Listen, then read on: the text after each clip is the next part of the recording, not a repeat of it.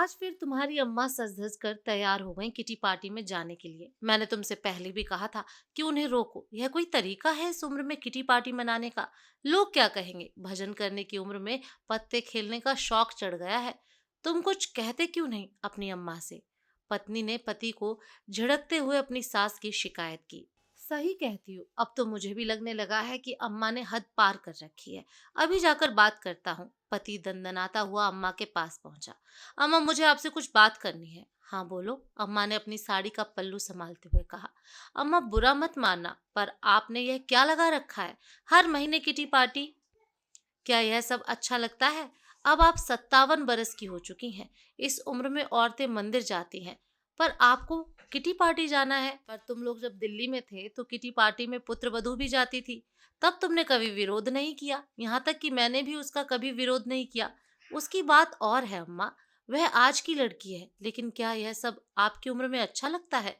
अम्मा ने व्यंग्यात्मक मुस्कान के साथ कुछ देर रुक कर कहा।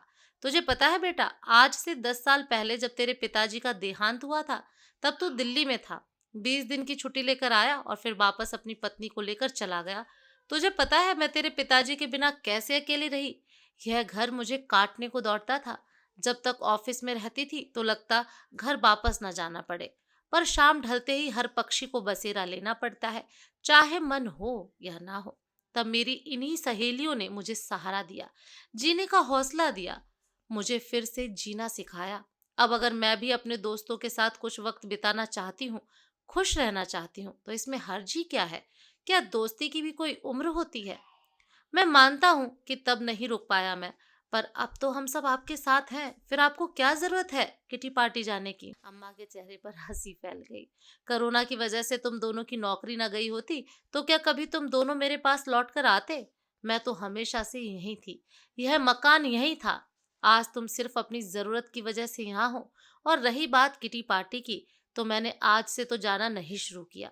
आज से 2 साल पहले जब तुम लोग यहाँ आए थे, तब तो मेरी किसी दिनचर्या से तुम लोगों को हर्ज नहीं था।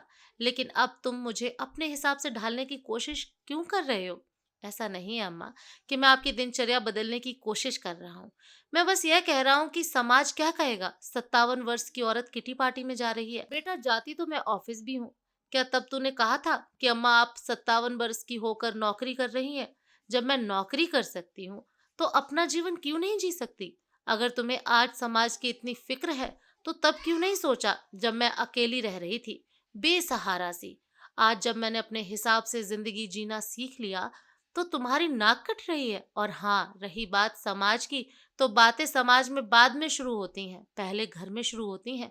अगर तुम्हें और पुत्रवधू को मेरी दिनचर्या अच्छी नहीं लग रही तो बेशक तुम दिल्ली लौट सकते हो, क्योंकि मुझे पता है तुम सिर्फ यहाँ तब तक हो जब तक तुम्हें कहीं आसरा ना मिल जाए। और मैं तुमसे उम्मीद लगाकर खुद को दोबारा नहीं तोड़ सकती। अपना पल्लू सही करती हुई, हाथ में हैंड पर्स लहराती हुई अम्मा दरवाजे से बाहर निकल गई, अपनी जिंदगी जीने के लिए। और बेटा पुत्र वधू एक दूसरे का मुंह ताकते रह गए। दोस्तों, आपको क्या लगता है, अम्मा ने सही किया या गलत? कमेंट में अपनी राय जरूर बताएं।